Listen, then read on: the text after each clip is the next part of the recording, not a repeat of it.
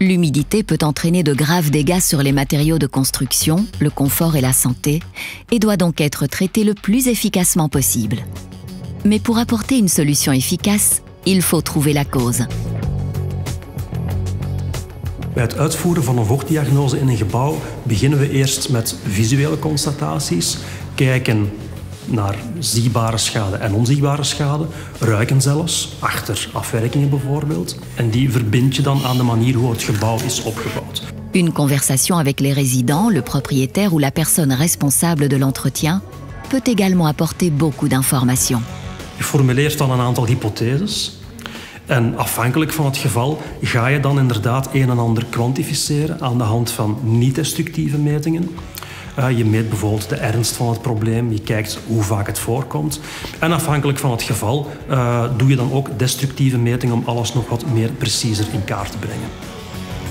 Les mesures d'humidité les plus populaires sont les mesures non destructives, car elles fournissent des résultats rapides, ne causent pas de dommages et donnent une image rapide des zones problématiques dans un bâtiment.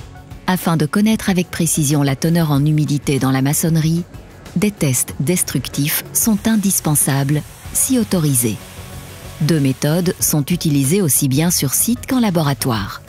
La mesure de l'humidité totale par pesée comparative, ou mesure gravimétrique, et la mesure à l'aide d'une bombe à carbure.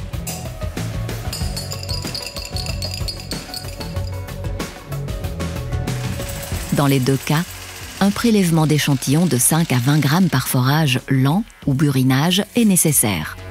Le prélèvement se fait préférentiellement dans le mortier de joint car c'est le chemin généralement privilégié de l'eau.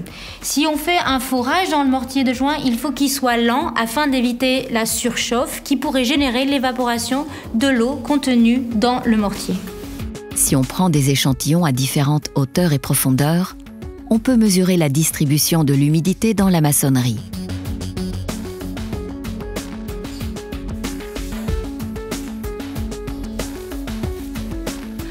Regardons tout d'abord la mesure de la teneur en humidité à l'aide de la bombe à carbure. L'échantillon prélevé est introduit dans un récipient calibré muni d'un manomètre dans lequel on ajoute un jeu de billes en acier et des ampoules de carbure de calcium. Le tout est fermé hermétiquement, puis agité de manière à briser l'ampoule de carbure de calcium et à obtenir un contact homogène avec la matière prélevée. Ceci favorise la réaction de formation de gaz d'acétylène.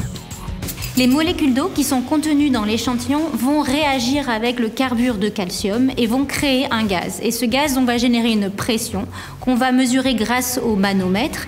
Et cette pression-là, elle est caractéristique de la quantité de molécules d'eau, la quantité d'humidité dans la maçonnerie. La valeur mesurée peut être transformée en pourcentage d'humidité sur la base d'un tableau de conversion fourni avec l'appareillage. Cette méthode rapide, qui donne un résultat en quelques minutes, est applicable sur chantier. Ensuite, il y a la mesure par pesée comparative, appelée aussi gravimétrie. Au chantier, l'échantillon est prélevé et conditionné hermétiquement dans, par exemple, des sacs avant de le sécher, jusqu'à l'obtention d'une masse constante. La perte de masse représente l'humidité dans l'échantillon. De manier van drogen en de temperatuur waarbij je die droging uitvoert, zal voor een stukje je meetresultaat beïnvloeden. Dat is normaal, dat is ook helemaal niet erg. Maar het is wel belangrijk om je te realiseren dat als je zo'n proef doet, dat je dat ook steeds op dezelfde manier en dezelfde temperatuur uitvoert. Om er zeker van te zijn dat je meetresultaten altijd vergelijkbaar zijn met elkaar. Les résultats obtenus par séchage au four à micro-ondes ne peuvent pas être comparés directement aux résultats obtenus par séchage à l'étuve. Ensuite, les échantillons séchés peuvent être utilisés pour quantifier leur comportement hygroscopique. On expose l'échantillon à une humidité relative ambiante de 95% jusqu'à l'obtention d'une masse constante. L'augmentation en masse montre le caractère hygroscopique de l'échantillon, c'est-à-dire la capacité d'un matériau d'absorber l'humidité de l'air, souvent causée par la présence des sels.